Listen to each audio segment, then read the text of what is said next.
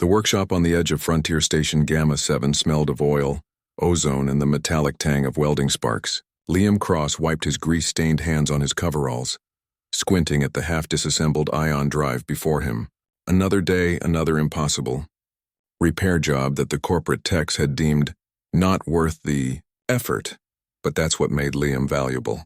Out here on the frontier, he fixed what others abandoned. Faint scratching sound pulled his attention away from the machinery. Liam froze, listening. There it was again.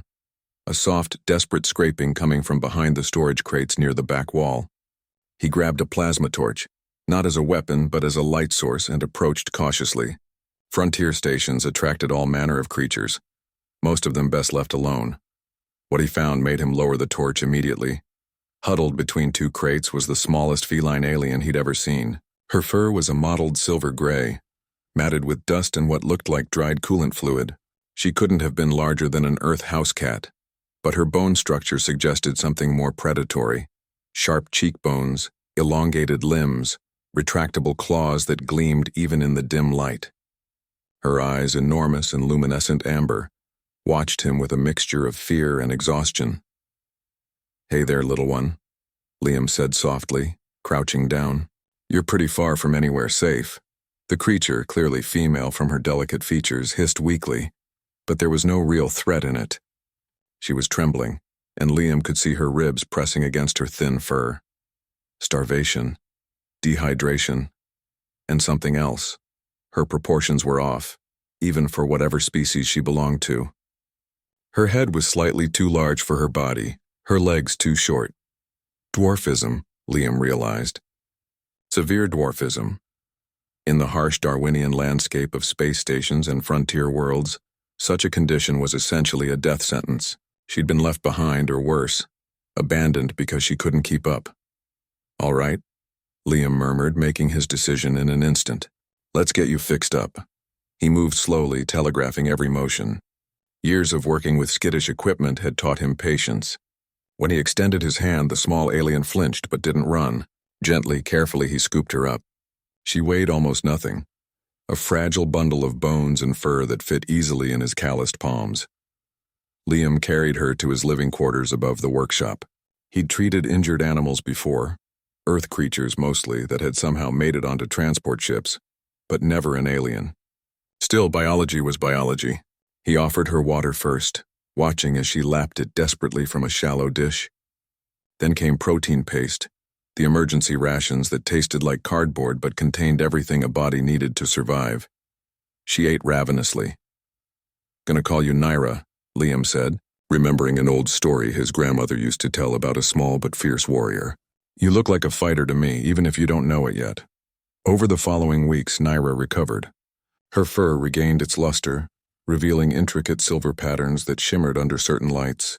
Her strength returned, though her size remained unchanged. She was and would always be diminutive compared to what her species should have been. But Liam noticed other things. Naira was intelligent, frighteningly so. She watched him work with intense focus, her amber eyes tracking every movement of his hands as he repaired circuits and recalibrated systems. When he spoke to her, and he did constantly the way lonely mechanics do, she listened. Sometimes he could swear she understood. She also had an uncanny sense for danger. Twice she'd hissed in hidden moments before equipment malfunctioned in ways that could have been catastrophic. Liam started trusting her instincts more than his diagnostic tools.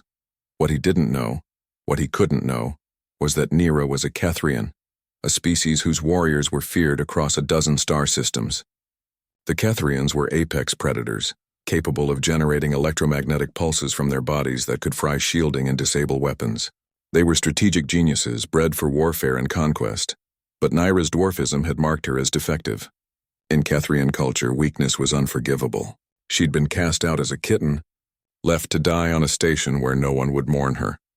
What her people hadn't known, what even Naira was only beginning to understand, was that her condition had concentrated her abilities. Where a normal Kethrian might generate a pulse strong enough to disable a single ship system, Naira's compact body channeled energy with terrifying efficiency. She was a capacitor in living form, a weapon that had been discarded without ever being tested. The truth revealed itself on a night when pirates raided Gamma 7. Liam was in the workshop when the alarms blared. He grabbed his plasma torch, still not much of a weapon, and moved toward the door. Nira materialized at his feet, her fur standing on end, a low growl rumbling from her small throat. "Stay here," Liam ordered, but Nira ignored him, darting ahead. 3 pirates burst through the workshop entrance, heavily armed, their helmets scanning for valuables. One spotted Liam and raised a pulse rifle. Nira struck. The air around her erupted with crackling blue-white energy. The electromagnetic pulse exploded outward in a perfect sphere, and every piece of electronic equipment within 20 meters died instantly. The pirates' weapons went dead. Their suits sealed shut, life support systems frozen. Emergency lights flickered and failed. In the sudden darkness, illuminated only by the fading glow of her own power, Nira stood between Liam and the intruders.